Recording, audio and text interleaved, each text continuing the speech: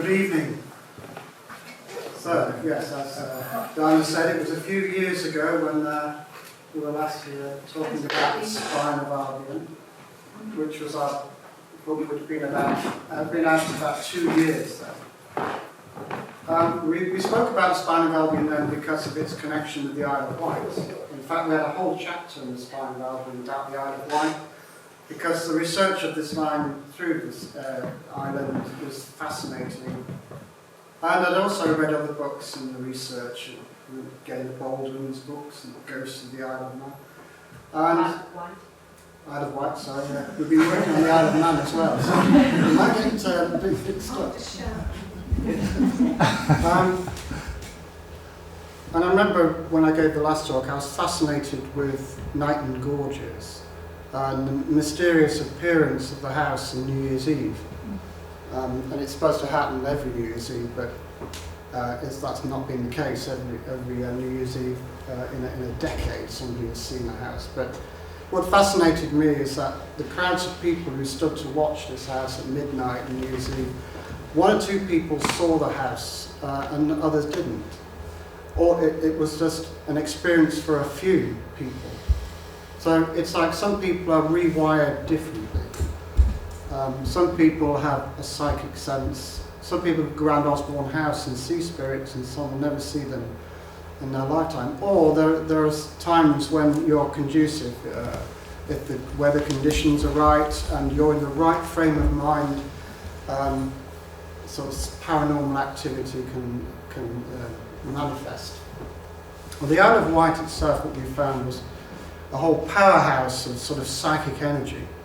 And we're going to talk tonight a little bit about why that is, because we've done a little bit more research. In our second book, The Power Centre, we've looked at that in the Isle of Wight as well, and so we'll see how it goes. First of all, we'll talk about, for those of you who've never heard about the spine, has anybody never heard about the spine of Albion, Bolinas line? Couple of people.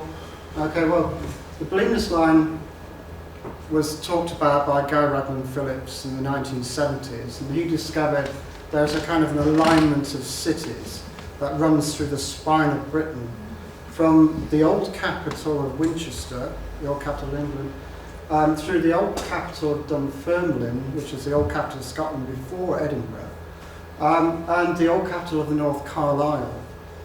And they all lie on this straight alignment, and they're all linked with certain dynasties like the Angevins, Henry II, Eleanor Aquitaine, and the whole line pivots on the Isle of Wight. It does go through Europe as well, but we started our journey on this, researching the spine of Albion on the Isle of Wight, and finished at the top of Scotland at a place called Balnakeil. And we discovered that this alignment has what we call dragon energy, or serpent energy, which is kind of like an electromagnetic force, rather like a etheric force, that you can douse to a certain width, and it freely moves through the landscape between one point and another. And there are certain points where the male and the female come together. So there's 2 lines that follow the alignment, a male and female, and they cross together at certain points along the line. And we call those node points. And there's one node point on the Isle of Wight, up on Nunwell Down. There's a node point in Winchester Cathedral, where the kings were crowned. There's a node point in Dunfermline Cathedral, where the kings were crowned. So there's a royal sort of theme to the spine of Albion. It's more of a physical, like north-south lines are physical lines. So the line has a lot to do with royal power, physical power, and of course you've got Birmingham and Manchester also on the line, 2 of the great industrial centres of the world. So the physical power comes through in that respect, whereas the Michael line, as those of you know, runs across the country east-west, is more of a spiritual line. But nevertheless, the spine of Albion has great power and also healing within it. and it has the potential to actually create more spiritual energy and accelerate or increase sort of our own spirituality and progress. Because when we do healing at these points along this line, it actually increases the width of the line, and people start to feel better in the environment where the lines go through. So this is, for us, it was an experience of not just dowsing, but working with this energy and actually working with the healing of the land at the same time, as well as walking the land and connecting with it. Although we did a lot of driving. There's not that many places where we could access on private land, but we tried to walk it as much as we could. Now, interestingly, over here is the base of the human spine, the coccyx, if you like. Some people have said to me, well, the Isle of Wight looks like, the coccyx. And perhaps it is kind of a spine, base of the spine, a base chakra sort of place. And I think those of you who know about the mysteries of the wild might say that might be true. But the line we researched, because the last time we saw you, we'd only researched it through Britain, but the line does go through Angevin sites in France, such as Fontevraud, where Ellen of Aquitaine is buried, or has her tomb, along with Henry II and Richard the Lionheart, and King John's wife. And then this is Fontevraud here. And the line is incredible, really, because that means that Dunfermline has a link with the Angevins. So does Carlisle. Eleanor of Aquitaine and Henry had their court at Carlisle. They had their court at Winchester. They're buried at Fontevraud. So we kept thinking this line could have been laid down by the Angevins, but they must have had knowledge of it. They must have known that there is a corridor of power. And it's said that in Winchester there was a great library that with lots of esoteric teachings that was put forward by Henry of Blois. And it's possible that that knowledge surfaced at Winchester, and they were able to, I don't know how they could survey this line, but they must have known about it, because why all their centres? But then there's another thing, it may well be what we call collective consciousness, where we end up moving somewhere and it feels right to us, and then discovering it's on an alignment of sites, because subconsciously we were drawn to that place. So it's either or, they had knowledge of it, or it was collective consciousness, and they were communicating with spirits, who knows. But it's quite an amazing line through, and Poitiers is where Ellen of Aquitaine had her court as well. So, and of course, some of you may know that Ellen of Aquitaine is associated with the Isle of Wight. That she was kept at Quor Abbey, kind of in detention, if you like, by her husband, Henry II. But they modelled themselves, both of them modelled themselves on Arthur and Guinevere, because Camelot was Winchester was the old Camelot, according to some of the French romance writers, and so was Carlisle. So two of the Camelots of Britain were also courts of Eleanor and Henry II. And it's said that a lot of the knowledge of the Grail and the mystery of the Grail came into Winchester and Carlisle through that royal court. So the Spine of Albion also targets, as we discovered later on, a point on the horizon, because of the angle it's pointing to, where if you stand at night and watch the Milky Way coming down, because the Milky Way crosses like that, but it's also moving down. And where it meets the horizon on the Blemus line, it's the galactic centre, the Great Bulge. So in a way, this royal line is orientated to where the Milky Way, the centre of the Milky Way, appears on the horizon. So we thought that might be significant. We don't know. Maybe they had any. We do know that Cygnus is also in that area of the galactic centre. It's actually behind it. But So it's either they worshipped Cygnus and saw in the stars of Cygnus something very powerful. Because recently they discovered Avebury is orientated to the stars of Cygnus.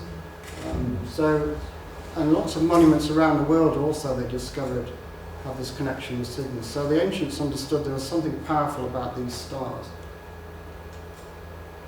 And on the Isle of Wight, this great node point of the male and female currents, which we call the Ellen Ballooners, is on this tumulus, which is on Nunwell Down. It's called the Devil's Punch Bowl. Has anybody been up there?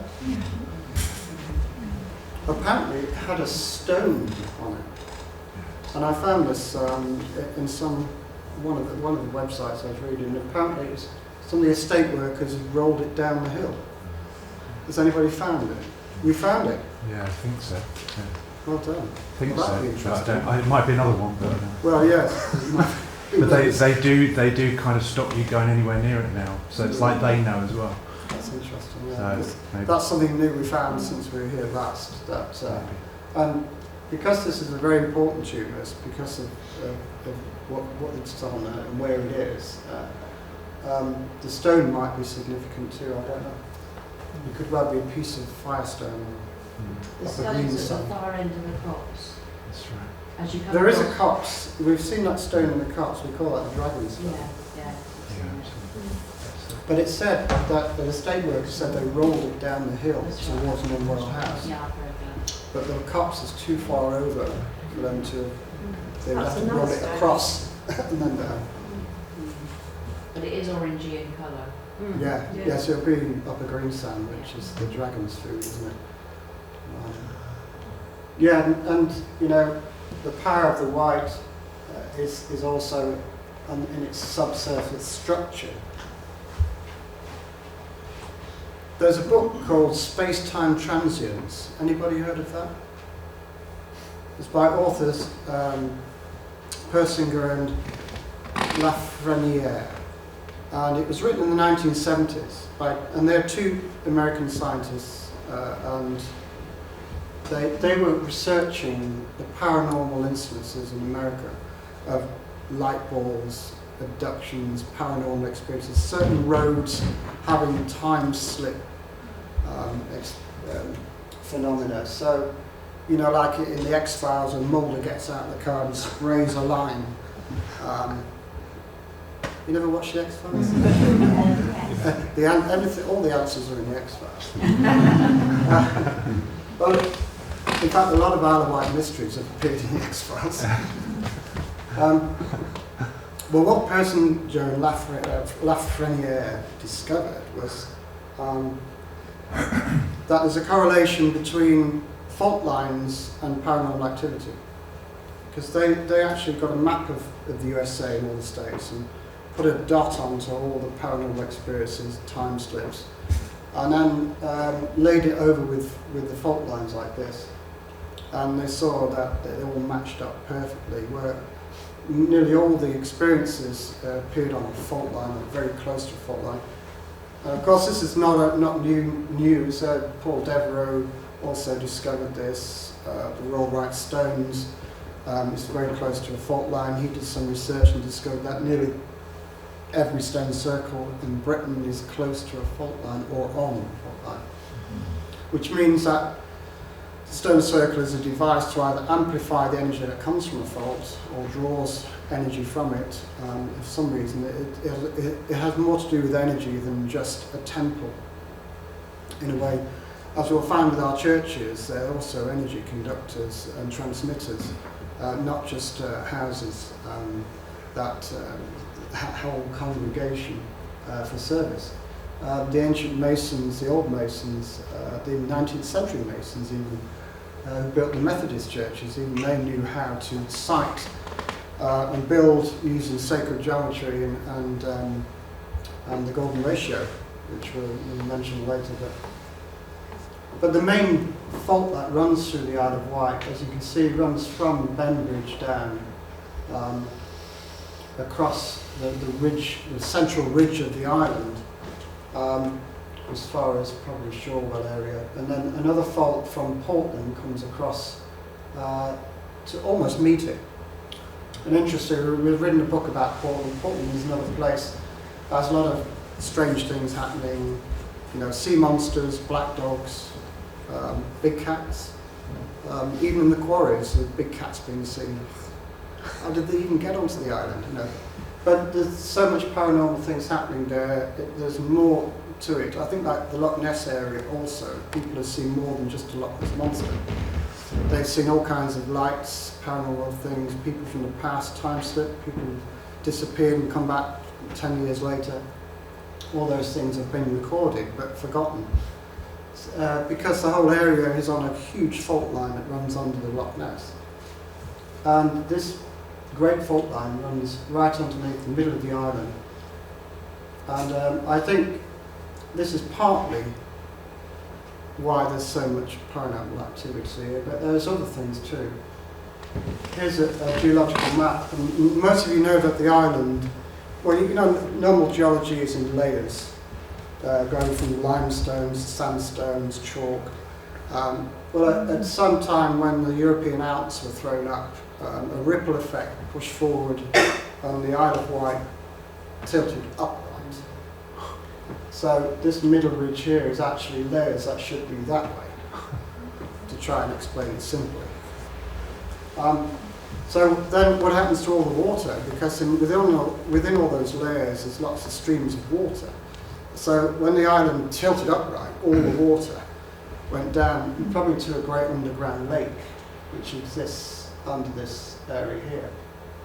And so because these layers are paramagnetic and diamagnetic, like chalk is an inert substance, sandstone is a very magnetic substance. You've got clays that are kind of inert as well, the pure type. And then you've got bits of limestone, chalcedony, that's in the firestone.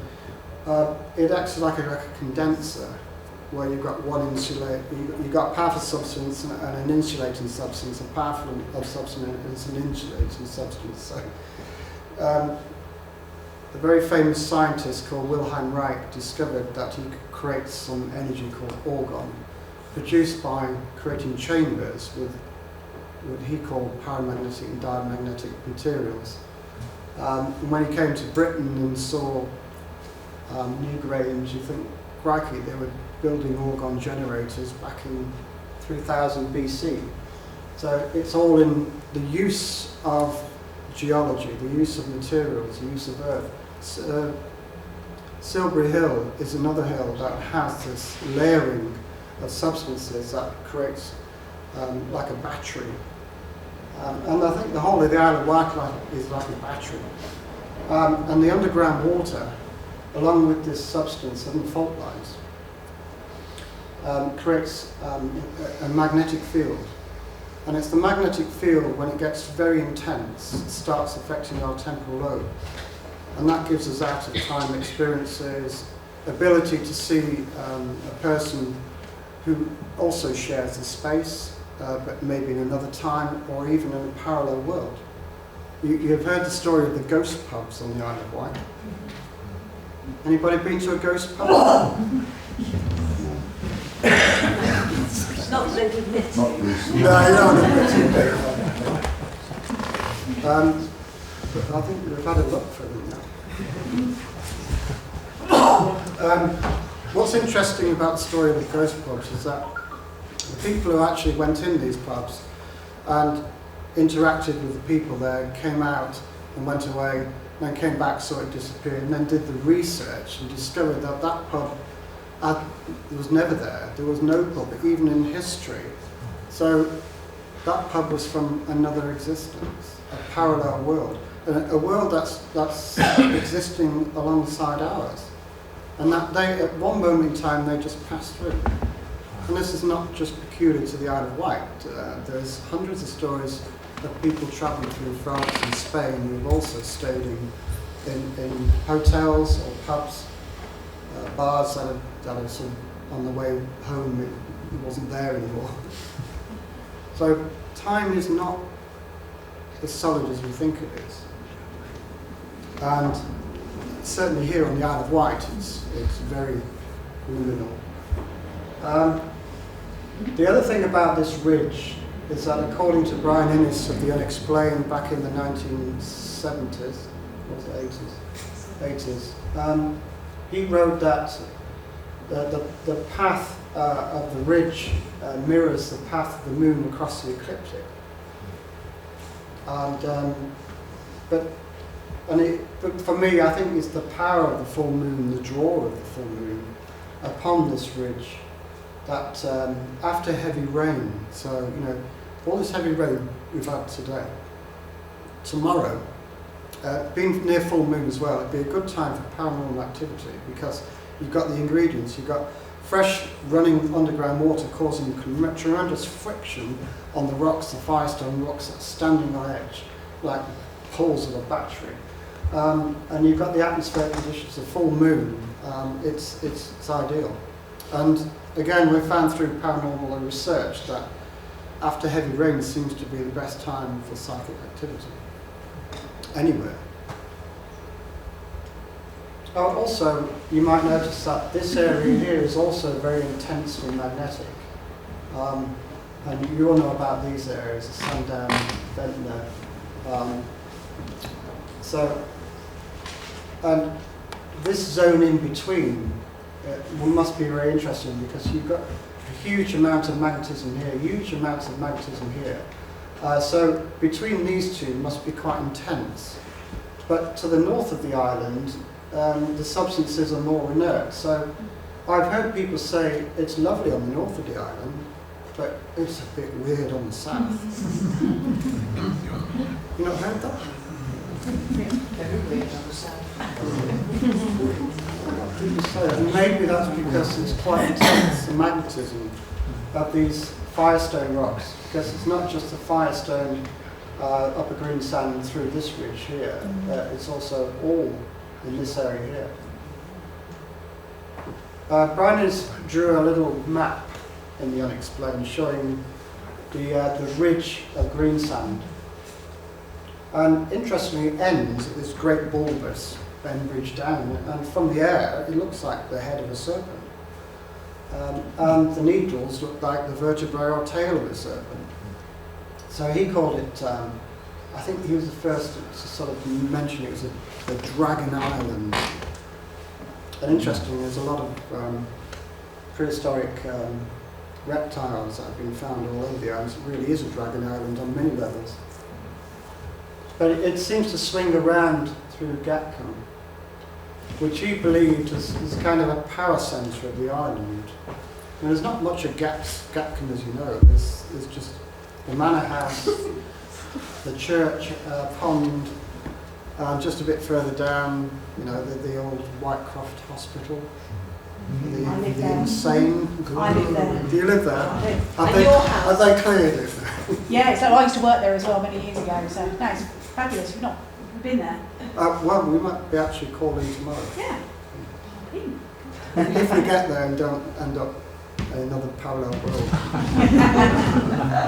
But yeah, we're going to mention Whitecroft a bit later. So this is Brian Innes' research. So he's the first person to make note of this powerful ridge of the serpent. And also a Roman road, he says, called Woo Street, which ran from the villa up at Gurnard Bay to Pucaster Cove. And that this was a kind of street of Ra. And I think he was pulling on the research of Rendell Harris, who wrote a book on the Isle of Wight. Anybody got that book? Rendell Harris about Isle of Wight Mysteries? Yeah, I wish I could have it too. But he talks, it was Rendell Harris really put forward that there's a lot of names on the Isle of Wight that could be related to Egyptian names, like the Apis Heath or Apis Down in Egypt. Well, maybe not that one, but from the worship of the bull, because there's a tradition on the Isle of Wight about bull worship, bull sacrifice, Mithras, the worship of the bull. It's said that the island was a place of initiation for Roman soldiers, and that Brading Villa was part of that, but they haven't found the Mithraeum yet.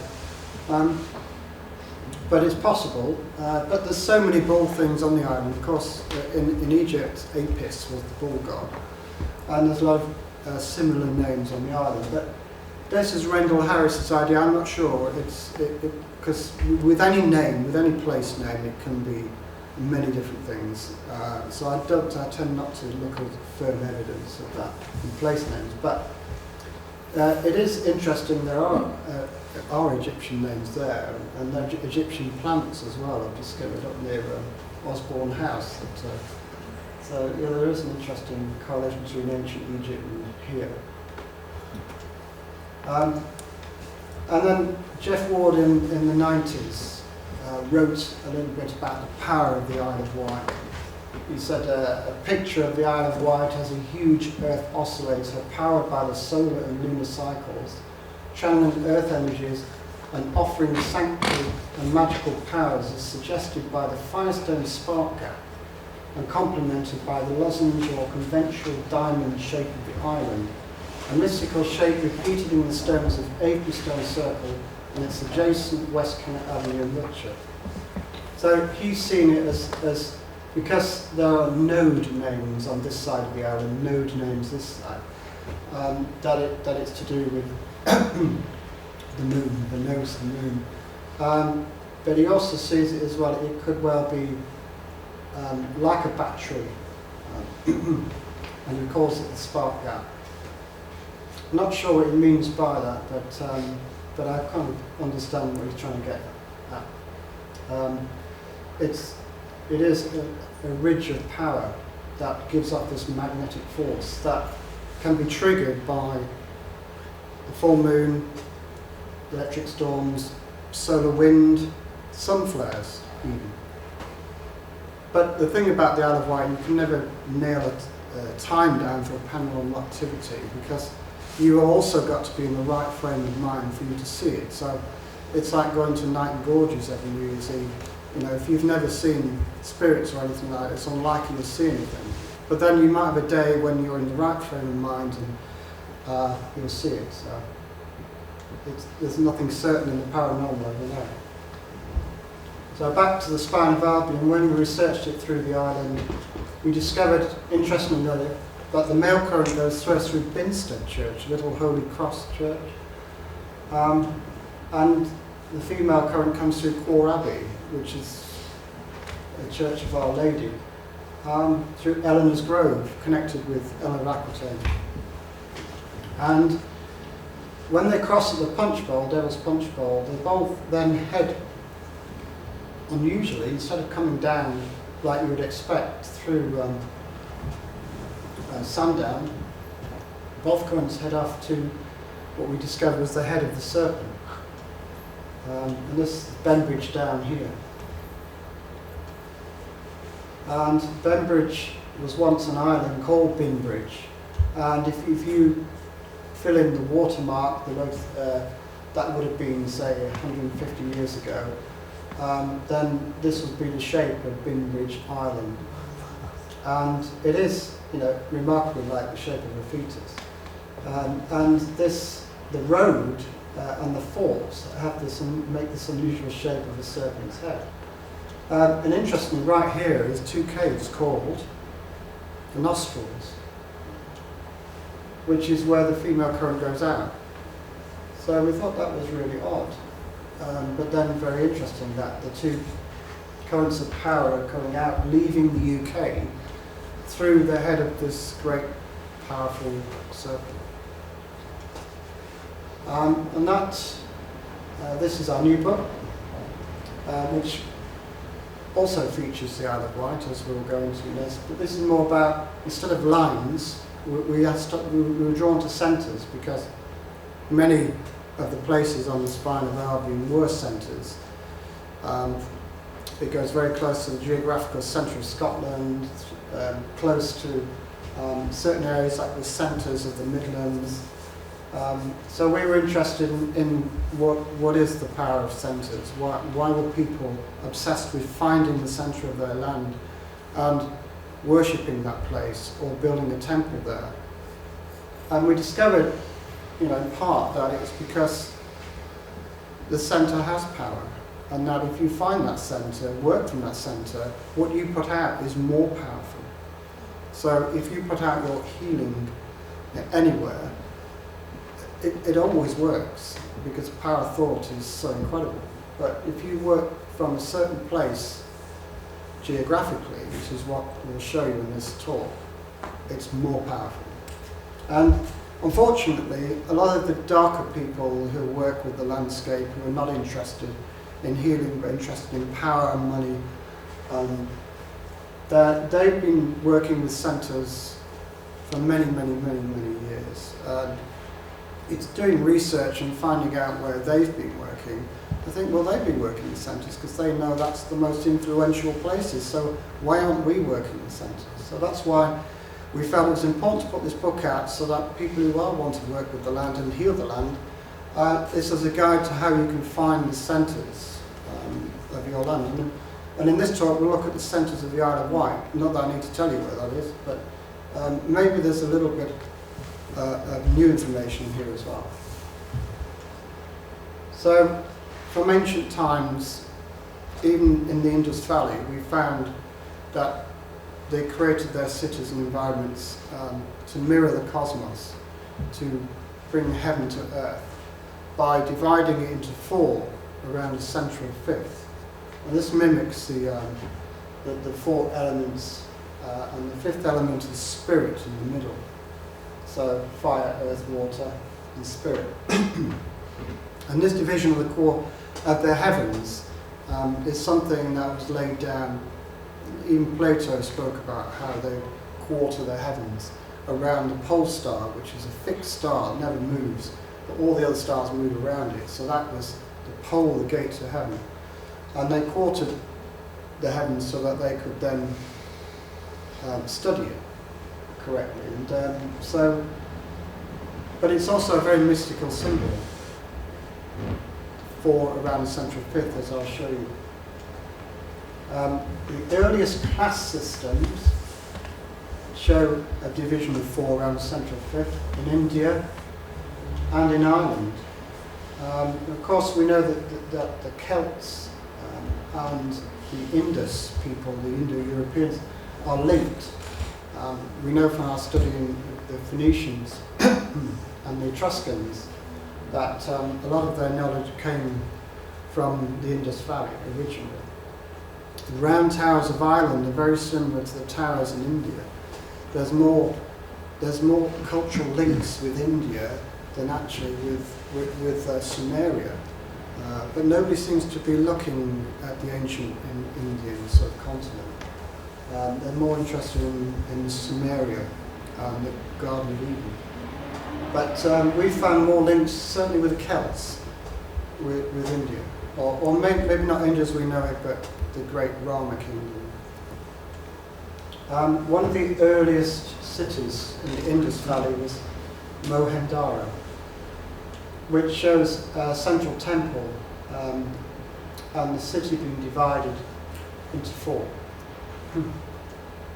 And we've also seen this in Greek cities, and we discovered it in Etruscan cities, which are barely surviving, just a few ruins. But they've excavated and formed, they've made a plan, they've studied the plan and seen that there's a north-south street and an east-west street, and that was called the Cardo and the Decumanus. Cardo being the east-west street and Decumanus being the north-south, the other way around, so Cardo the north-south, Decumanus east-west. And so what the Etruscans did, they employed an augur who was kind of a mystic surveyor, if you like, and he would look for a place that was conducive to the elements, and he would find it by sometimes using signs from nature. So he'd wander around this big area looking for a centre of the city, and he'd see a sign, he'd feel something, he may even douse something, but he would mark that spot. And then at midnight he would he would go out with the stick, observe the pole star and mark that line to the pole star as the north-south street. So we found throughout a lot of Etruscan ruins and cities, their north-south streets are orientated to the pole star. There again, you're bringing the cosmos down into your city. You're actually, using what we call cosmology. And then, of course, once you've got your north-south line, you can then create an east-west at 90 degrees, and then take those lines out to a certain distance, which are your parameters of the city, and build gates, north, south, east, and west. And then the last thing he would do is then dig a well down to the underground water to connect the centre with the underworld. And to them that was their cosmic axis. It was their mystical centre where they believed if you stand you connect with the underworld and the overworld. And often these places were marked by pillars and monuments in later times. So that was a basic plan of creating a city in Etruscan, Greek, Roman times. And here we see in ancient Baghdad. The Caliph Al-Mansur built this incredible city in the 8th century because he wanted to make it the most powerful in Islam. And he built the main centre as the great mosque in the centre. It had a division of 4.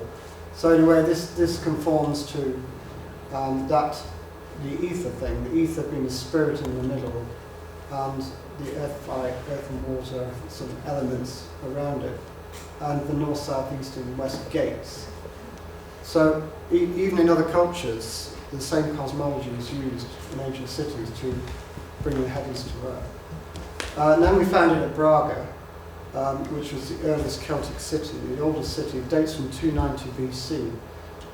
And again, the main church or cathedral was in the centre, and it was divided into quarter. And that's where we get the word, the East quarter, or the Jewish quarter. And the word quarter comes from this old segregating into 4. We see it in Bristol, where there was a monument, stands like an Axis Mundi in the centre. It's now at Stourhead, but that was taken away. But each gate had a church guarding it, a kind of spiritual gateway, protecting the city. Before it wasn't perfect here, this was destroyed, but it was at one time a perfect circle divided into 4. And also we find it in Oxford still. The main street through Oxford is still targeting the pole star. But if you look at the history of Oxford, they say it only dates from the time of the Normans or possibly Alfred, King Alfred. And Alfred did use the template of 4 around a 5th, but it's more likely that there's more mystical and even older foundations to Oxford, because the churches line up perfectly east, west and north, south along these lines which mirror the old streets. So the knowledge of cosmology has gone into Oxford itself. And even then, the north gate was guarded by St. Michael, and the east gates by St. Peter, who sort of has the access to heaven. So it's interesting that there's Michael in the north and south, Peter in the east and west. But when we come to the landscape, the Celts really excelled themselves in Ireland itself, because they divided Ireland into 4 provinces around a central 5th, which is known as Meath, which is an old name for middle. And interestingly, those provinces still exist, although Meath has now been absorbed into Leinster. But I've added it back here how it should be. And each of those provinces had a royal centre. Munster is Loch in that area. In Connaught it was Cuchen or Rathcroggan. In Ulster it's Eamon Macha. In Leinster it was Dunolin. And the Hill of Uisneach in Meath. which is still regarded as the centre. If you Google it, the Hill of Ushney has always been regarded through Irish mythology as the navel of Ireland. And geographically, it really almost is. It's very, very central. John Michel has, in his book, which before was written out, a lot of our source material came from some of his work. He actually drawn what we call geographic lines from the most easterly point to the most northerly, and found that Ushney was on those lines. So somehow they surveyed the whole island to find the middle. I mean, it's incredible surveying. Even today they don't have a job doing that, unless they had satellite use in those days, which they didn't. And what we discovered recently is that those royal centres, if we draw a line between them, they cross at the Hill of Ushney. So they're all in relationship with the centre. So Ushney being the navel is connected to its other royal centres. So, and also we found out that once a year, all the royals from these areas and all the people would gather at the Hill of Ushney in like a kind of parliament and have games and. Because this Ushney was the place of the High King. Yes, The it was always overall known king as the of High Ireland. King, the overall king. Yeah. So, and all these other kings are subservient to the High King in the middle. We also discovered that there is a meridian line that runs through Ireland, that passes through the Green Island of Ireland, Malin Head, the most northerly tip of the island, to one of the oldest Christian sites of Ardmore, and other sites too. It's not a ley line itself, it's a geographic line. It's kind of like a meridian, an ancient meridian, but it passes through the Hill of Ushney as well. But not just passes it, but so accurately that they all cross in the same spot. Very close to this Stone of Divisions. Has anybody been to Ireland, to the Stone of Divisions? It's now quite a tourist site. You can actually park up there now and have a guided tour of the site and be taken to the stone, which is known as the Naval Stone of Ireland. And it's actually a conglomerate stone that's cracked and has 5 sections. And they believe those 5 sections are mimicking the 5 provinces, the 4 around the central fifth. And it's also said that the goddess of the land is buried beneath this stone, which we found interesting because in a lot of the other central places in Europe there was always a myth or a legend of the goddess connected with that central shrine. So we calculated the lines using Google Earth, all cross this spot here. And that's the stone there, also called the capstone, by the way, the Stone of Division. It's very close. But we wondered what was here. And we discovered this area is called Kildare. And this was a whole city at one time. And there's nothing there now. There's not even there's a tiny little church here. But where the crossroads are here, there's very few houses left there, but lots of earthworks that you can see, especially in this field here, there's lots of earthworks and an ancient castle. So we actually walked over to see what was here, and of course there's nothing left, but right in these trees here is this ancient holy well that's dedicated to St. Bridget, and it's shaped like a heart. So at the heart of Ireland, there's a heart-shaped well dedicated to the goddess of Ireland, St. Bridget, which we thought was really interesting. It's one of the most atmospheric places. The very, very centre is just in this field here. And we discovered that there was a temple, a stone temple to Bridget in that field. And that's the significant point of the earthworks, that there were a temple and a shrine, a stone shrine also in Celtic times to this goddess, who we also know as Bride. And in history, they say that St. Bridget was given the veil here in this Kildare place. But also, it's also come up in research for Stonehenge that the stones, the blue stones, were supposed to be taken, according to Geoffrey Monmouth, from a place called Mount Kildare, which is supposed to be the Hill of Ushny, because it wasn't known as Ushny then. It was the hill of Kildare, which was the city below the hill. So it's possible that some very special stones may have been taken from this area, perhaps that field where all those alignments come together. I don't know. But we found the same thing in Wales, remarkably. And not in every period of Welsh history, but in a certain period of Welsh history, there was 4 provinces around the central Firth, which was a place called Withernian, which means place of the monarch of men. And John Michel discovered that lots of places are aligned to this middle place, this Withernian, which seems to have its centre at Llansanfraid, or St Bride's, if you like, St Bridget. But also, the Hill of Ushny, as I mentioned before, was the place of the High King.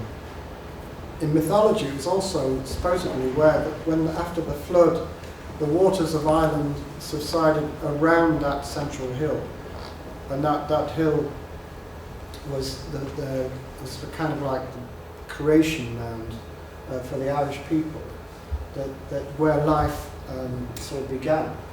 And this is the same theme in ancient Greece with the Delphi and the eagles going out and then finding the centre of the earth to be at Delphi. It's also associated with the flood. And here we've got the same sort of myth in Ireland. But in Wales we have Plynlimmon, this 5-peak mountain. Have you ever heard of Plynlimmon? Plynlimmon is a very interesting mountain because it births 5 rivers, 2 of which are it's the River Wye, the Wye Valley, which is this river here, and the River Severn. They both come out the same hill. How magical is that? And Plynlimmon is almost geographically centre of Wales. And in world mythology there is talk of a world mountain.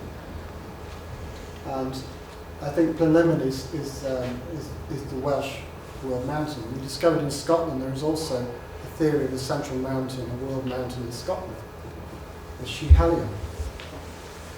So that Hill of Ushny in Ireland, a central hill that birthed the kingdom, if you like, of Ushny.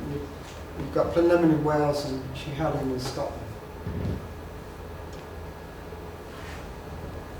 So there's always a royal centre as well. So we thought, well, in Withernian, this central province of Wales, we found here's the Plynlimmon, the mountain. But we discovered that Rhyadr was associated with the royals in Withernian. So we spent a few days researching it, discovered that Rhyadr has these great central crossroads, still called East, West, North, South Street. And it was seen for many people nicknamed as the central crossroads of Wales. But it adjoins another land. This is Llansanfraid, or Cymdaitha. Cymdaitha means the land between 2 rivers. That's the Elan and the Wye. And it was this land that John Michel and other researchers believe was the royal middle place of Wales, where the High King Vortigern fled to when he was being ousted out of the country for letting too many Saxons in. And there is a religious site here, the only religious site in this sacred area, and that is the Church of St Bride. So we thought that was interesting at the centre of Wales, with its world mountain, religious site, and Ushny with its connections with Bridget and the well, the same goddess. I suppose it's feast day on the 1st of February in bulk. But we also discovered there was a well at Llansanfraid, but it had got lost in history. And the day we arrived, we were looking for it, couldn't find it. We did read some history of it. That it existed once but is now lost and forgotten. But we eventually found it through just a bit of luck really and a bit of dowsing. We found an old map in the library that somebody didn't know they had, because most maps now go to the Central Library in Aberystwyth. But they left one behind and it showed the well. So we actually found it thanks to somebody forgetting to send this map away. And it's the well of St. Bridget. So 2 wells marking the centre of Ireland and Wales dedicated to Bridget. And then we also found something really interesting in Scotland. So at one stage in its history, Scotland was divided into 4 around a central province called Atholl, or Fotla. And if you take these, what we call the geographical lines, the extreme points of the landscape from, say, John O'Groats to the most southerly tip of Scotland as it is today, and the most southerly and northerly, and draw an arc around all these points. They all cross remarkably in the same place, in the middle of this old kingdom of Atholl. And that is a point near Blair Castle. But in this area of Fotla, there's royal sites, place of the kings, there's Schiehallion as well, the central mountain in Scotland, according to many authors. But we discovered there were Pictish royal sites as well. Dunad Fortivia, Castle Fradrig, which is now Inverness, and Rhynie, recently excavated, is a massive royal centre, not up by Aberdeen. And they also aligned to this central area around Blair, where all the geographical lines come together. And so we researched this central area and discovered that also a great east-west route that runs through Glen Lyon and then on to Glen Shee crosses the Great North Road, or they call it the Old North Road, through a place called Moulin. So we were quite interested about Moulin because it features on the spine of Albion. The line actually goes through this place, so it marks, this is like the central crossroads of Scotland. It's where the Great East-West Road crosses the Great North-South Road. And also that East-West Road passes the great central mountain of Schiehallion, which is the place of the goddess, as we researched a lot. But also, there's always a royal centre as well, not far away, taking the power, right? And that was Blair Castle. And there's an interesting family that they were Grand Masters, they were Dukes of Atholl. And one time in history, I think it was during the 16th, 17th century, the Dukes of Atholl, the second and third Dukes, were Grand Masters of the Scottish and English lodges. So the people who lived in this castle were very powerful at that time. And they created in their grounds all kinds of mystical sort of landscapes, including goddesses, the concepts of the world tree and a mound. And right in the middle of their grounds is this old church. And the church is older than the castle. In fact, the castle was built on the grounds of this church because of the power of this church. And it's dedicated to St. Bride or St. Bridget. So, and it's one of the oldest. It goes back to Pictish times. There's lots of cup and ring mark stones and cup mark stones around this church itself. So it's interesting here in the middle of Scotland. There's another connection with Bride or Bridget, the fertility goddess. So now moving on to our research in the centre of England. Jean-Michel discovered there's an axis that runs from the last fort on Hadrian's Wall to St. Catherine's Point in the Isle of Wight. Because he also believed that the Isle of Wight was a place where the Romans used to survey the rest of the invasion of England. And it seems a lot of lines seem to come or start on the Isle of Wight. But this line is almost like a meridian line. It's a perfect north-south line, and it connects the most southerly point of Roman Britain to the most northerly, which was the Arbia Fort in Newcastle. Now that line goes right through the place where Watling Street and the Fossway come together, which were supposedly two great Roman roads.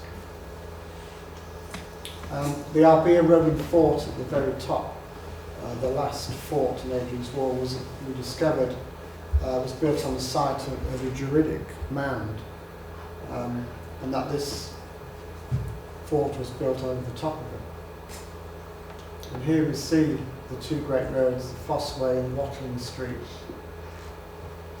and the great central crossroads of England. Now, the Ordnance Survey have always done calculations, which you can Google, and they found the centre of England to be just a couple of miles from this crossroad. And geographically, if you take away Wales and Cornwall, that would, as a shape, pivots on that point as well. Although Jean-Michel believed Meriden was the centre of England, but this is geographically more central than that. So did the Romans survey England to find its middle? As a central crossroads, was it a place of power? Well, we discovered there was a fort there and a mound, as Stukely drew in his picture of this place. And all that's left today is this old marker, which is a monument that stood right by the crossroads of Watling Street and the Fossway. And there's the Roman axis. But we start to research the Roman axis, discovered it goes from St. Catherine's Point right through St. Catherine's Hill, through the Newbury crossroads, through Binsey, which is also said to be a centre of Oxford, because in the Mabinogion, apparently King Lud was tasked with finding the centre of the kingdom. He found it to be Oxford. So that's interesting. Binsey was the old part of Oxford, the ancient holy well that's said to be a focal point for a lot of occult activity today. So Binsey lies on this old Roman axis. Banbury Crossroads, Winklow Hill, a very great place of power, and there's the centre of High Cross. But just above, nearby, a candidate for the middle hill of England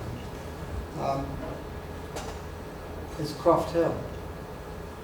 But also, Breeden Hill is another candidate for a centre. Morton is said to be the centre of England.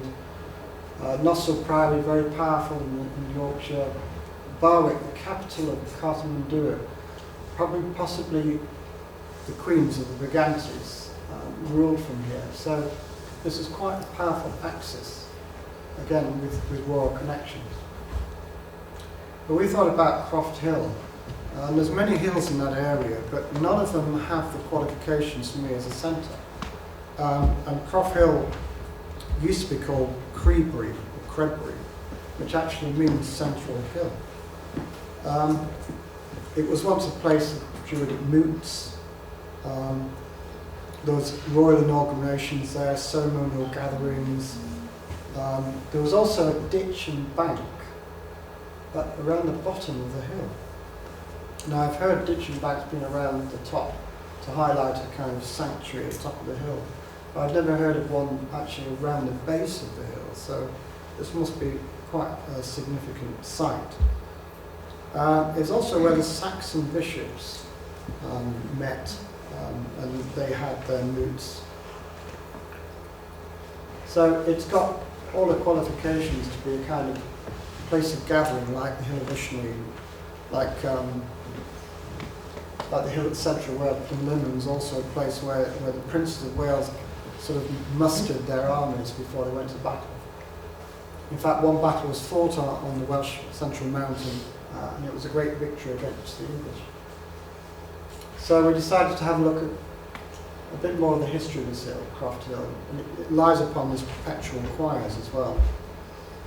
And when we got to the top, we were amazed to see that on the other side of the hill is the deepest quarry in Europe. And that's Croft Hill here, standing on the edge of this huge hole. And that's how big the quarry is. There's Croft Hill up here. And what are they digging out? And apparently they're digging out granite. And the granite quarry was started by the Romans here to build Fosse Way and Watling Street. And it's continued for being using road building ever since, and it's only now it's coming to its end of its life because it's costing a fortune to keep the water out of the quarry. Caroline and I went to the top of this hill and we thought, crikey, if this is the navel, the central hill of England, it has a gaping wound by its side. And you know, what's going to come of this place? And we met this man who was collecting rubbish off the hill, and he used to work for the quarries, and he told us that he knew the power of this place, he knew it was important, and that he actually helped get people together to stop quarrying of that hill, because that was going to be completely quarried out. And I was listening to this man and thinking, crikey, this man doesn't know what he's done. He's probably saved a very important energy site in England. And he says that in 2 years' time, this quarry is going to stop, and they're going to let it fill with water. And we thought, well, that might be nice because the water will come up and it will end up being at the side of a lake, reflected on a lake. So there is hope for our wounded central England. So we're looking at other centres. We discovered through our research in Stratford-upon-Avon that there is another axis through Britain. Now, the old coast of Britain was the Forth River, when Britain was the whole of the country right up to Pickland, if you like. So the Forth and the Clyde were the extremes, the limits of the British Kingdom. And Hanging Rocks has always been known as the most northerly point. So if you take a line from Hanging Rocks right down to St Catherine's Point, it passes through a lot of interesting sites, which I haven't got time to talk about all of them, but Holt Whistle is also, if you go through Holt Whistle, there's a big sign there saying this is the centre of Britain. Pennygent is known as the northern border, the sort of northern mountain. Lichfield Cathedral was said to be the most spiritual place in England when Saxons were around in Mercia. Lichfield was the spiritual centre of Mercia. But if you take what we call the centre of England, including Wales, Stratford-upon-Avon is that centre, and that's where the Catholics are supposed to, according to our research, they were going to make Stratford more important than it is today, because they saw it as a holy place, and not just a place of Shakespeare, but of the worship of St George. And that goes thinking about St Catherine and the concept of the cosmic wheel on the heavens, because it's supposed to be the wheel of torture, but I think there's an esoteric hidden meaning behind the wheel. Because the wheel and the axle acts like the wheel of the heavens, and the axle being the axis mundi. So right at the foot of all these lines, St Catherine's Point, and also there was an oratory to St Catherine on the site of this pepper pot. So she was worshipped on the site, along with other also coastal sites. Abbotsbury in Dorset has a St Catherine's Chapel. But it's interesting, at this point here, the most southerly point is associated with St Catherine, and also St Catherine's Hill, which the axes all go through. So, and in a way, the pepper pot is a representation of a pillar standing at the foot of all these lines. Now, looking at Central Crossroads, and I thought, what if there's a Central Crossroads in the Isle of Wight? And if you look at old maps, the main east-west route between Freshwater and Brading passed through Newport and crossed the north-south road right in the middle of the town. Anybody know where that is? What crossroads that would be? In Newport? Well, again, if you look at old maps, and you can trace it in detail, and I had to look through maps going back to sort of 16th, 17th century. It's here, St James's Square. And right at this central crossroads is this incredible monument, which has 4 lions around the central pole, with these kind of 4 figures like guardians. It's one great Axis Mundi representation, with 4 around a central fifth, perfectly punctuating the centre. This is a crossroads, a physical centre, where people and traffic meet, not the geographical centre, but kind of like the physical crossroads, if you like we found in all these other places. In Scotland there was a crossroads of east-west and north-south roads, same in Wales and in Ireland, which we go into more detail in the Paris Centre. There, I've only just given you tiny snippets because it's just too long of a talk. Templar Mechanics, this is a website that also shows that they've overlaid templates designed around Stonehenge and other sacred sites, and overlaid them over the Isle of Wight, and discovered that the centre for them is this roundabout, Newport. But looking at their calculations, I don't think it's quite the way I would lay it out. In fact, I would actually off-centre it, because some of the lines aren't really going through what I would call good markers, or lane markers, or energy markers. But the thing is, with a template of that complexity, you could overlay it anywhere and find some interesting things. I'm just showing you what other people have found, but so I thought I'd have a look at the geographical centre of the island. Where is the exact centre? And it's not Gatcombe, it's just north of Gatcombe. And what I did was I took a line from the most easterly point. And you can do this on Google Earth. Find the most easterly point, put that point in there, draw your line across to the Needles Lighthouse, the most westerly point. And then St Catherine's Point to the most northerly point, which, as you all know, is Egypt Point. Of course, when I did that, I thought St Catherine and Egypt, St Catherine was martyred. But her remains were found in Mount Sinai in Egypt. That was interesting.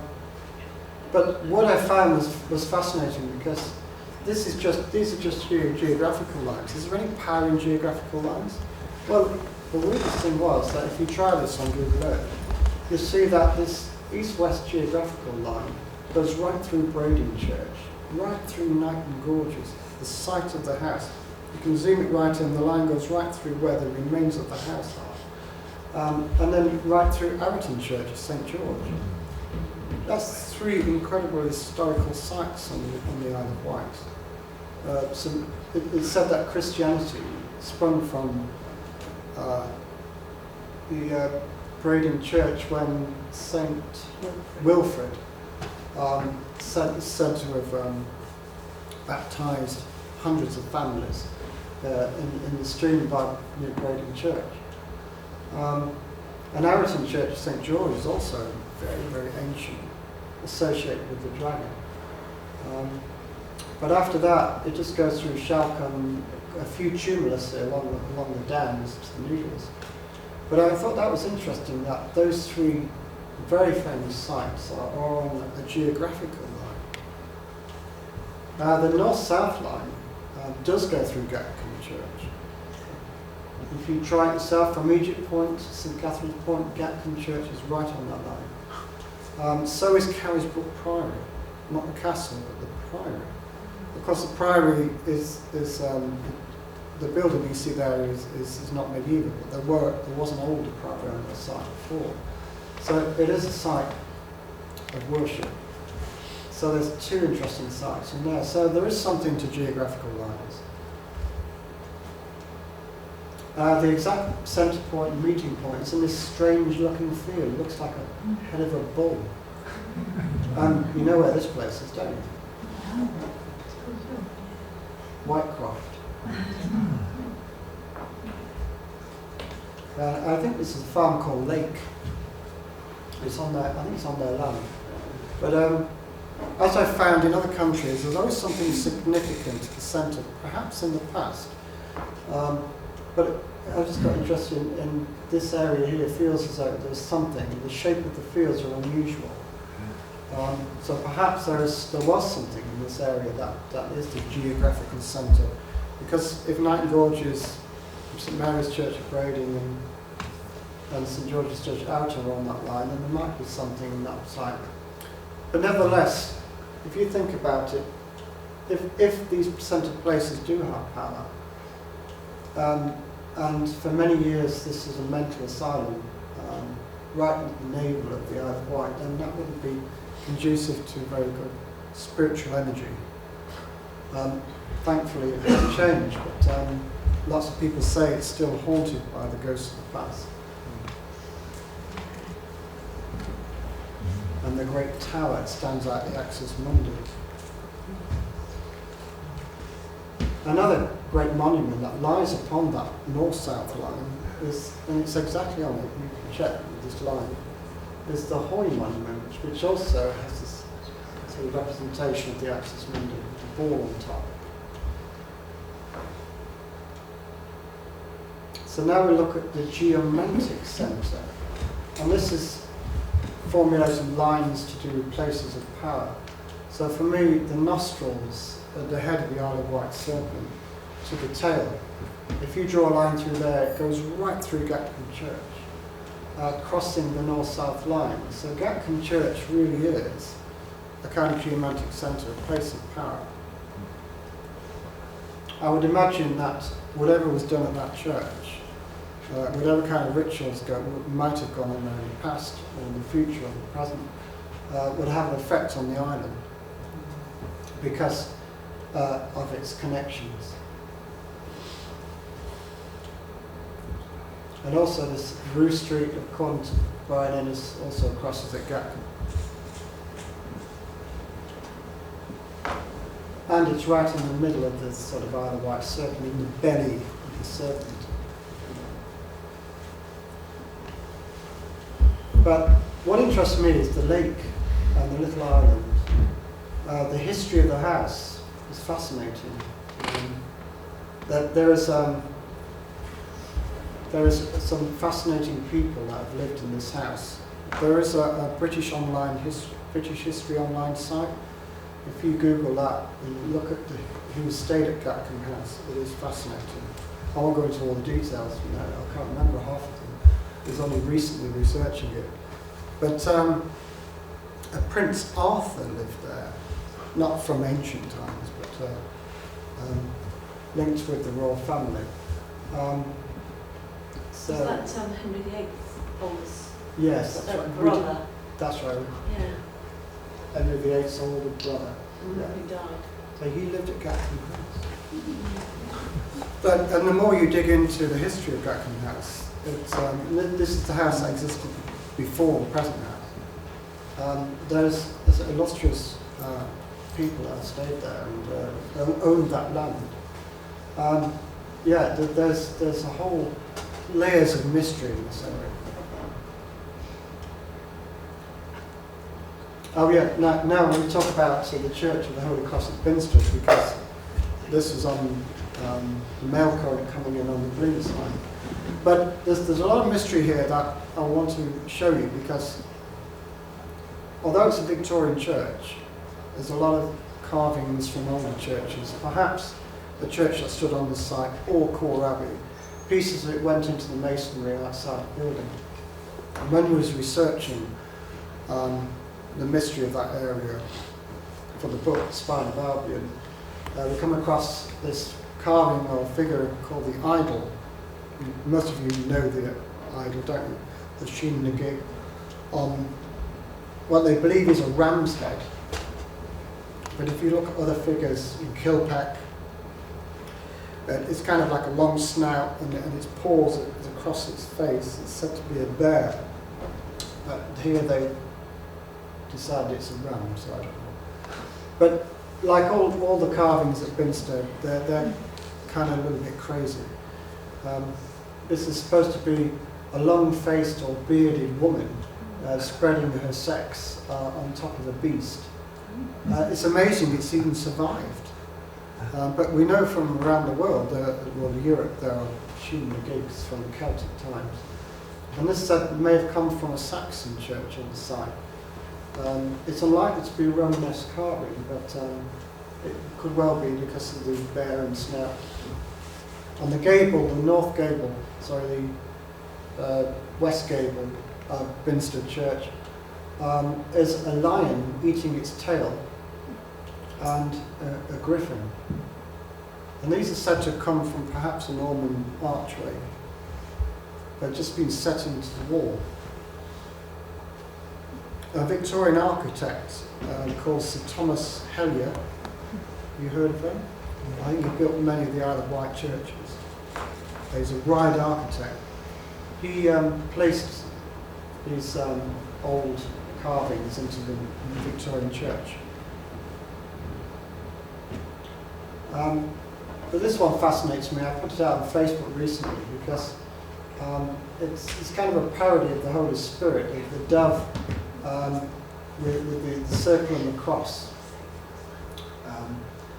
And the circle and the cross is here, but it's not a dove because it's got a hooked beak, sort of feathers, and these claws. So some people have suggested it's an eagle, and it represents a fallen eagle in Christianity.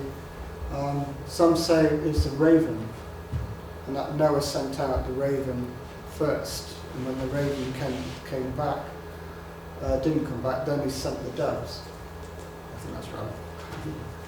But also on the gable is this strange old face of an old man,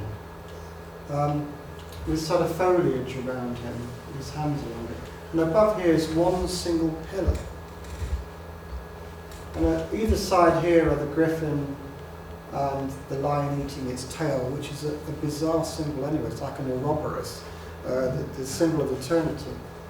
And the griffin being a sort of symbol of protection and treasure. And I kind of think, was he trying to tell us something here? And it sort of dawned on me recently about Mithras, and that there are 7 levels in Mithras. One of them being the raven, another being the lion, another being the father, and the other the goddess. So I don't know whether he was trying to hint at Mithraism, I'm not sure. It would be very controversial if it was. So have a look at Binstead Church and see what you make of those things. There is a mystery touch. It's not easy to get into, but I think one day a week they do let people in. I want to introduce you to this book by a visionary called Gary Biltcliffe. He mentions the Isle of Wight. It's a very important place. As a boy, this man saw shapes in maps and landscapes, and you could see a kind of whole zodiac around the British Isles. And along the south coast, he saw Cornwall as a salmon of knowledge, and the West Country. Portland being the horn of a unicorn of Wessex, and the Isle of Wight as the dove. And he called it that the first giant along the way, and he believed that it represents Libra. Well, that sort of makes sense in a way because one half of the island mirrors the other. Libra is about balance. So is this guy mad, or did he actually tune into something that is out there? Is he clawing in hidden knowledge somewhere? So he sees the dove figure very similar to the Glastonbury dove figure at Art St David. Well, I suppose you could put the dove in the Isle of Wight if you really tried. There's a lot of dove names on the island as well. Culver means the dove, and the white of the dove. The dove is also associated with the Grail, and the Isle of Wight is also associated with the Grail. Again, I found some information that links Joseph Arimathea with the Isle of Wight, who supposedly brought the Grail to the British Isles, according to some authors. Here you see the dove and the symbol into the Grail. And I think, the Isle of Wight has a power and mysticism that we can't really grasp, but some of these guys are sort of tuning into it on a different level. This is Graham Russell, a landscape giant. He sees the Isle of Wight as the Uraeus of the Egyptian headdress, and that this is the head. I'm not sure about that, but what is interesting is the bull traditions. All around the island there are bugle inns which stood for the young bull. The legends talk about white bulls being sacrificed, Motta stone, and braiding Roman villa said to be a site of Mithras worship, which centres around the bull. And then somebody came up with this, that the Isle of Wight is actually shaped like a bull's head, with its horns and nose out here. And so, yes, it was Graham Russell who believes that the Isle of Wight is the Isle of the Bull. So it's the Isle of the Bull, the Isle of the Dove, the Isle of the Dragon. During our research in the Paris Centre, we came across another area of high paranormal activity that is linked with the Isle of Wight. In the centre of the whole of the British Isles, including Ireland, in an area called St Bees. St Bees is on the coast of Cumbria, not far from Windscale, and it used to be an island. So at the very centre of the British Isles, you're an island, a sacred isle, known as the Priest's Isle, or Preston Isle. This is something we found through doing some research in libraries and talking to people in the St Bees area. And it's full of legends, St Bees. There's a bizarre legend there about a goddess, princess coming from Ireland and setting up a nunnery there, all to do with the connections with the goddess. We also discovered that the three holy islands of England and Wales and Scotland, so Scotland's Iona, Lindisfarne and Glastonbury. Glastonbury being more like kind of the Welsh Innis Witram, Lindisfarne being the British Sacred Isle, holiest isle in England as well, and then the holiest isle of Scotland, Iona. And if you draw a line between each two, the very centre is St Bees Head, which I thought was interesting. And around St Bees Head, we discovered that it was a cult centre of St Bridget, St Ryde. So we thought perhaps that came across from Ireland. But we discovered more ancient churches of St Bridget here than in Ireland. So it seems like the centre of the cult of St Bridget seems to come from the very omphalos, the very centre of all the British Isles. This is a big story. Each one of these places is a fascinating. But it's the area I'm going to come to in a minute. Because the guy who saw the Isle of Wight as a dove, Graham Griffiths, he also sees Cumbria as a phoenix. the fire phoenix, mimicking the Glastonbury zodiac, phoenix around Glastonbury Tor. And what's interesting to me is that two places really inspire me. That's the Isle of Wight and Cumbria, because both places seem to be something emerging here, a new energy that is helping people spiritually. And I think the same thing is happening in Cumbria. And it's prophesied that things would happen in Cumbria. And Bathen's Lake seems to be the sort of epicenter of the paranormal activity in Cumbria. And it's here I discovered that Tennyson stayed for many, many years at Mere House. And it was here that he was inspired to write the story of the lake, Arthur and the sword in the lake, Excalibur. And there's a little monument by the side of the lake showing you a sword being banished from the lake. And it's a commemoration of Tennyson's stay in that area. And also we've got in the Isle of Wight, we have Tennyson's Down and Tennyson's house. He lived on the island himself. Tennyson was a visionary as well. He also felt there was something special about all the places, to do with the dove and the phoenix. And Christian de Troyes in the Comte de Grail says that Joseph Arimathea, accompanied by Nicodemus and the Virgin Mary, landed first on the White Isle, which is a part of Britain. And some people have snatched on this and wondered where this white land is. And some people say, well, it was Gwynedd in Wales, which means white land. There's many names that do mean white land. In fact, Albion itself means white land. But this is a white isle, which is a part of Britain. And I can't think of a better representation than the White Isle as the Isle of Wight.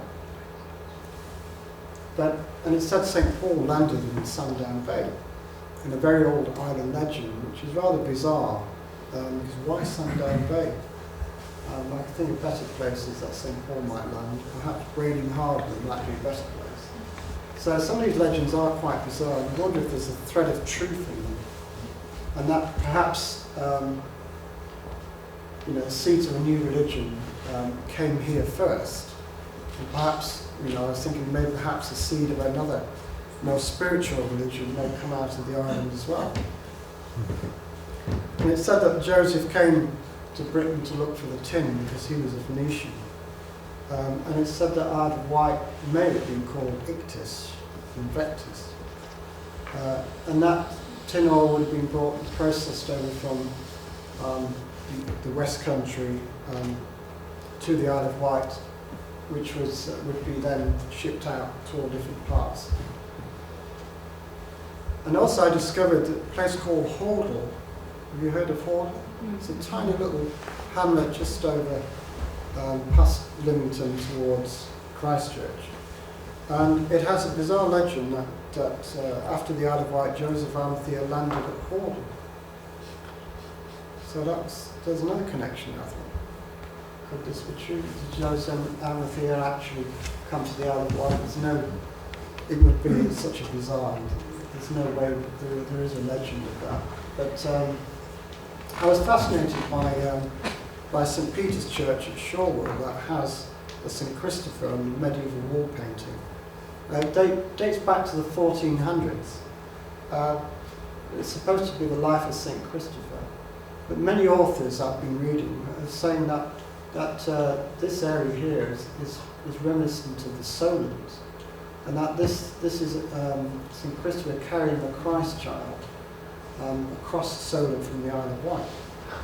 And that again, it's like a parody of Joseph Arimathea, who carried the staff, the flowering staff, across into Britain. Perhaps there's an echo of that there at Shorewell. It's tentative, I know. But all these things sort of gather weight. And the Isle of Wight is certainly a place where many have experienced thin veil and parallel worlds. And according to Robert Kuhn, the awakening heart chakra of Glastonbury and Shaftesbury is about what is now immersing itself in the Isle of Wight. because he believed. Have you heard of Robert Kuhn, the mystic? He was the first person to envisage global earth energies, the global circle that goes between all these. It goes through like Lake Titicaca and all these places. I think there's two circles that go around the globe and connect these places. Part of that is the microlines, as some say. But Robert Kuhn was the first person to envisage this. And he believed that, in his visions, that the heart chakra, which is based around Glastonbury and Shaftesbury, is opening gradually. And here it opens between 2005 and 37.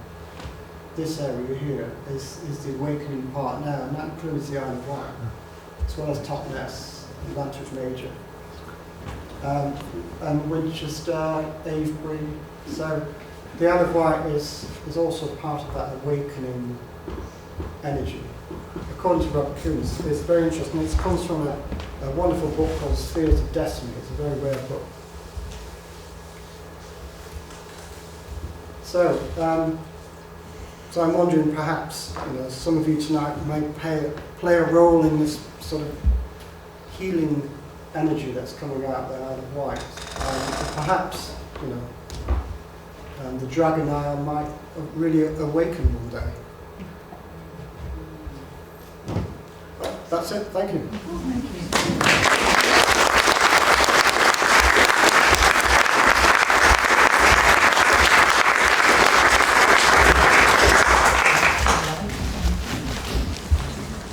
Yeah, I think you're absolutely right. Of course, that's why we're all here, isn't it? Because we're helping with the awakening. I know a lot of you all have come from the Isle of Wight originally, but some of us have moved over. And I often hear from people that have moved to the island that they're not really sure why I came here. But I think we're all beginning to understand why we came here. We're adding to these energies and we're helping them. And I think, Gary and Caroline tonight have really outlined to us just how magical. We know it's magical, but it's kind of confirming it. And I love that you've got this passion for the island and that you both keep coming back for little holidays and that. And that you've blessed us with this talk tonight, because I think it's been extremely special, and I'm sure everybody would agree with me. So, I just love all the stories of the paranormal here as well. Yeah. I recently heard about the ghost trains that still run, and they run on time. So, South West trains should take them out. Ghost trains are regular. But yeah, it's fabulous. And, there's a huge archive of knowledge here. I think if people really look into the island, and there's a lot of interesting stuff. And there's certainly more to Gatcombe than it's the Yeah. island. Yeah. It's, it's legend and it's paranormal stories surrounding it. It really is has a hidden power that you could use, as healers. Yep. Work with it that way. Yeah, need to dig a bit deeper and find out. Yes. Try and get something going in that respect to find out more about it. It needs some help at the moment. Yes. Yes. There isn't. In Gatcombe. In what way? To do with the church. Oh, really? Our church in general has been praying. Okay, well thank you for that. But maybe just the very fact that Gary's pointed out tonight that we are beginning to be encompassed within the heart chakra. I mean, wow, who would have ever thought that? Yeah. That, that chakra is opening and widening and, we're going to be encompassed in that. And, we all believe, and I believe it's understood, you touched on it earlier, that the island is the root chakra to the whole of the Britain, and all these great alignments that seem to connect with centres, all coming from St Catherine's. Yeah, Point. and even, with Tennyson, the links there, it's all really, it really makes me have these sort of goosebumps just thinking about all these links that they knew something, and it's there for us to discover and find out more. and do what they have to do and help with healing and so Yeah. forth. So any healing groups that want to get out there and give some energy and whatever, I think that would be a wonderful thing to do. It's something we can all think about. Yes, I think the concept for us, for you, is knowing where to do the healing. Yeah, And think about where you do it and what you say and how you do it. yeah, Because our thoughts are so powerful. If they're done in the right way with a good and strong intention in heart, then it's ultra powerful. And if a few of us do it and they're on the same sort of mind, it can be incredibly powerful. Yeah. As we know from, I used to work with the Fountain Group, who actually go to places where there's crime or where there's some black spots or anywhere to try and heal the land by putting positive intent, love basically, into the land. And that kind of energy just transcends everything else. Whatever's gone on there, it can clear it. You don't have to have loads of crystals. You don't have to have all kinds of different types of music or musical instruments. It depends. It helps. All of that helps. But in the end, it's the direct positive intent and your visualization. I think if you're very good at visualizing, you can see and imagine things very well. That's also that helps you become a more powerful healer, because you can actually just see it happening, see the light coming into a place, see the darkness being pushed out into the land, into the underground stream, into the way. So it helps if you visualize. But if you can't visualize, then use whatever you can to help with the musical instruments or Singing, invocations. yeah, intonations, dancing, all those things help. But we found, very importantly, to listen to the spirit of the land. So the spirit of the Isle of Wight will tell you what it needs.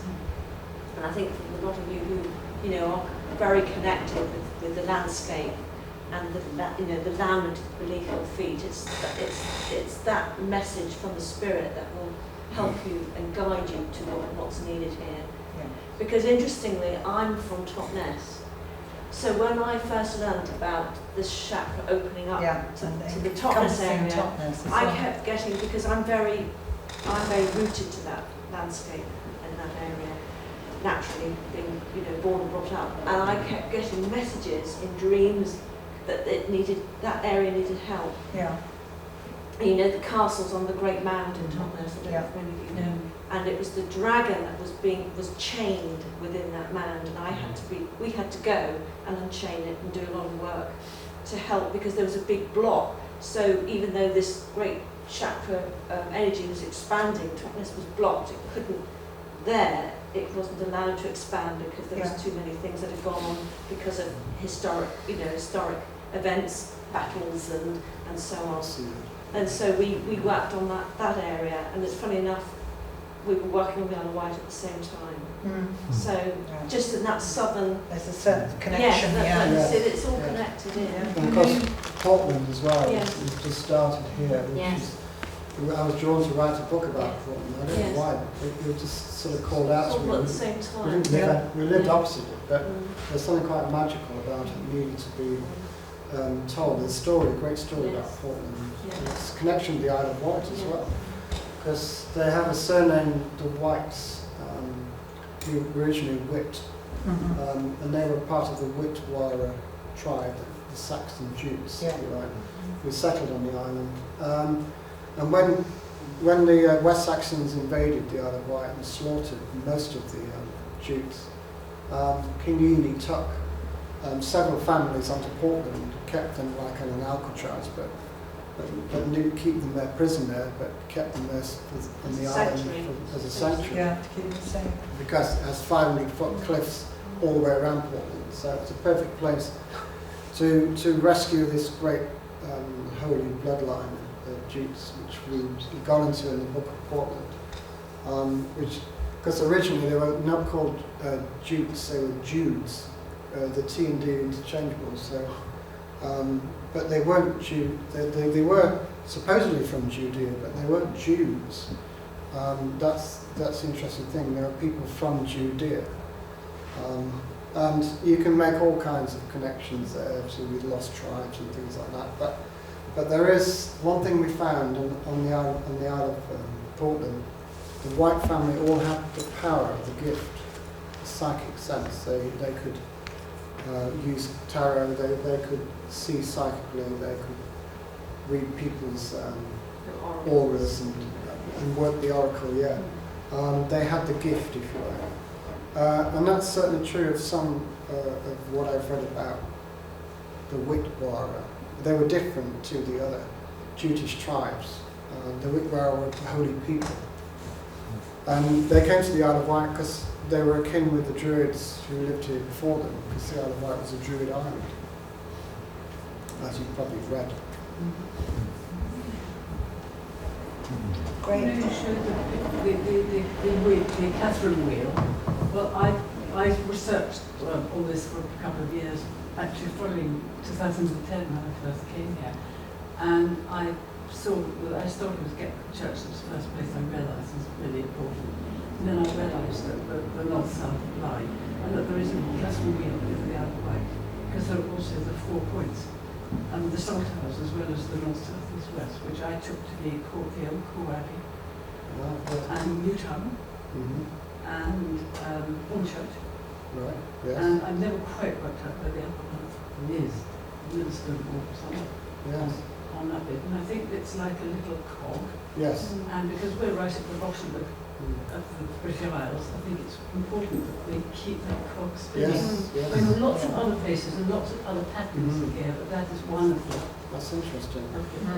Because in Wessex, the old Wessex, we found, and this came about through news items about satanic ritual and stuff like that was going on, and I noticed where these sites were being held, and they all conformed to a wheel around, and they were Catherine. A lot of them were Catherine sites, but they were pulling the dark side of St Catherine, which is Akati, who also has the wheel. She was like the dark, so that they were using that aspect of St Catherine, the dark aspect. But they were using St Catherine's Chapel at Applebury and Sandsford Castle, and another site that used to be called St Catherine's Chapel near Herne Airport. And it pivoted exactly on St Catherine's Chapel in Middleton. And Milton used to be called Middletown, at the navel of the wheel. And that wheel also goes through Cadbury Hill. And that's something I'm going to talk about in Dorset soon. We call it the Catherine Wheel of Wessex. But that came to light that other people are using those landscape places, not for good, it's for power. So I think we should sort of activate these landscape patterns ourselves, but in a positive way, with healing intentions and not. And love. Not for control. Yeah. But I think it was quite interesting what you said in the centre where that gaping wound has been created, and Britain has undergone a lot of unrest. There's no, it seems to be a lot of our mirrored in the culture's centre. been lost, and arguably it's not been a good place, really. But everybody keeps telling us that things are improving, the light is coming more, and maybe the very fact that that centre will be filled up could actually be a catalyst point. Yes, it's quite a We think revelation so. to hear that. Yeah. Because we visited it once before, we were so sort of shocked, and we noticed also that the landscape around the villages and the small towns in that vicinity were all very run down, very neglected. The landscape felt, many people I know here were very sensitive. You could feel this dark soup in the landscape, like walking through treacle. And of course, until we saw that quarry, because you know that quarrying can cause disruption within the matrix of the land and within the energies of the land. And it would explain, and you can see it physically in the land and in the well-being of the people and the towns and villages in the area. It's all there. Disrupted the water energy, which is disastrous. So all that will be returned. So here's hoping. Yes. So we've sent the message out to all the people in that area. So there'll be a mass sort of working on that level Yeah, to restore and heal that area once the water returns. yeah. Do you cover this aspect of healing within the power of centres? Obviously, you're talking about the fact that people use. So again? You use the, there are people who use the power of centres Yes. for Yes, Yeah. exactly. negative aspects. Yes. Do you Yeah. cover the positive, the healing Yeah, yes, aspects? Oh, yes. definitely. And Yes. we've given lots of ideas of how to do that. Whether it's through invocation, through visualization, through your own natural healing ability, and however you use that. Yeah, Everybody's got their own way yes. of healing. Well, even simple invocation, which Yes. we actually print in the book, which is just words of power that have powerful intentions behind the words. So if they're said with the right feeling, again, it's your wanting to heal yourself and the land, and if that's done in the right way with those words of power, it works. Because when I first went to the Hill of Wight in Ireland, I ended up in this sort of boarding house nearby, getting a bed and breakfast, and the lady there was telling me that the farming around here is all dying, so that the land is sick. Nobody's made any money in this area, all the farms have gone, the town's disappeared. And I said, it sounds like the whole place has been cursed. And she said, aha, I said, St. Patrick cursed the land around. He stood on top of the hill and he cursed all the pagans in the area. And that curse has still been felt 20, 30 years ago. And lots of people having bad accidents and unlucky things happening all the time. And so I thought, well, has anybody ever gone up to the Hill of Wight and actually positively sort of asked to release that curse of Patrick? Not as far as I know. So a few of us went up on that hill, and we actually thought, what are we going to do? What should we say? And somebody said, well, I know, why don't we just use the Great Invocation, which is what we did. So we shouted out the Great Invocation, and before we knew it, we've been hit by hail. Of course it's September, but the intensity of the hailstorm made us all crouch onto the ground and put our coats on because it was really painful. But it was the winds as well. And the winds, but I still carried on saying the words, and when I actually finished the words and the hail stopped, the whole landscape was white and there was a few lumps of my friends were hiding. And the lady there says that things have improved in that area. So it's not impossible to do something that seems impossible. All you have to use is the right words, the right feeling, the right thoughts, and the right intent. Amazing. Yeah. Any questions for Gary and Caroline? Well, if you think of anything, just Yeah, we're gonna break a moment and get you some tea and then revive you because you've all been sitting quietly. Just a couple of quick announcements. The Positive Living group, as it stands on a Tuesday night, is starting again on the 10th of September, and that's the second Tuesday. And our speaker is Eleni Druka. Have I pronounced that correctly? I have. Wow. Eleni is specialist in hypnotherapy and many other healing modalities, but she will also be talking about past life regression. So that's a good one to kick our autumn season off. And then moving on into October, we've got a slight change. We're still on the second Tuesday of the month, which is, I believe, the 8th of October. And we have a very special visitor coming over from Southern Ireland. I've given you all leaflets explaining what Robin will be talking about, but that will be a special evening, and the fact that he's coming over from Ireland, it will be pre-booking, as was this evening. Pre-book the tickets, and obviously the sooner the better, because this one's sold out very quickly. So I encourage you, if it's something you want to do, have a look at your leaflet and get in touch, and we'll get those tickets sorted for you. So that's the end of the announcements, and I just want to say again, thank you all for coming, and thank you so much to you guys, and I hope you'll come back again in a couple of years' time with another book under your arm maybe. But don't forget, there are books here for sale. Come and have a look. And they're at discount. Sorry? And they're at discount too.